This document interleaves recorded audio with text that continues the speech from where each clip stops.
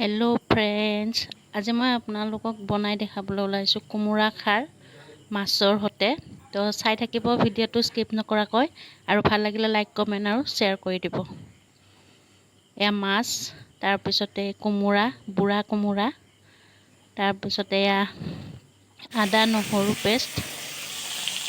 মাছখিনি প্ৰথমে ফ্ৰাই কৰি লৈছোঁ। এয়া তেজপাত আৰু শুকান জলকীয়া দি লৈছোঁ, যিহেতু খাৰত বেছি তেল নালাগে, অকণমান তেল হ'লেই হৈ যাব। তাৰপিছতে পিঁয়াজ জলকীয়াখিনি দি পেলাই অকণমান ভাজি ল'ম। এইখিনি অকণ ভাজি লৈছোঁ। এতিয়া আকৌ তাত আদা নহৰু পেষ্টখিনি আমি দি দিম। এতিয়া দি পেলাই অকণ ফ্ৰাই কৰি ল'ম। আদা নহৰু পেষ্ট আৰু লগত আছে জালুকৰ গুড়িৰ অবিহনে খাৰৰ আঞ্জা ভাল নালাগে। জালুকৰ গুড়ি দিলে তাৰ টেষ্টটো বহুত বেছি হয়। এতিয়া অকণমান জিৰা গুড়ি আৰু ধনিয়া গুড়ি দি দিম, কম পৰিমাণে দিছোঁ। এইখিনি ভাজি লওঁ, অকণমান পানী দি পেলাই এইখিনি ভালকৈ ভাজি ল'ম। এতিয়া কোমোৰাখিনি দি দিছোঁ। কোমোৰাখিনি ডাঙৰ ডাঙৰকৈ কাটি লৈছোঁ।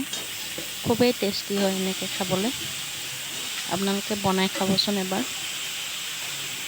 এইখিনি ভাজি লওঁ।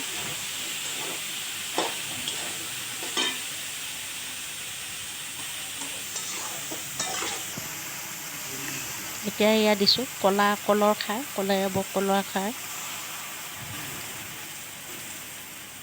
বনাইছোঁ। যিহেতু আমি ৰংগুড়া নিদিওঁ ইয়াতে, এয়া কলৰ খাৰ দিছোঁ।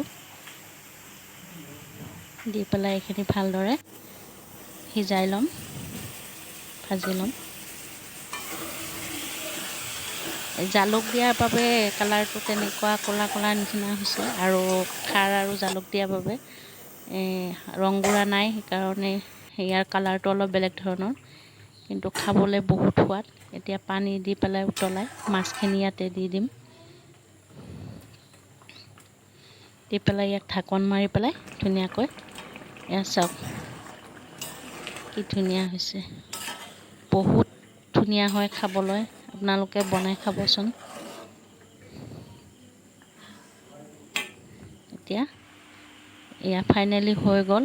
এয়া মাছৰ সৈতে কোমোৰা খাৰ আৰু ভাত। আমাৰ মাছ বা মাংস থাকিলে অইন একো নালাগে। এয়া কি ধুনীয়া, দেখিবলৈ সুন্দৰ হৈছে।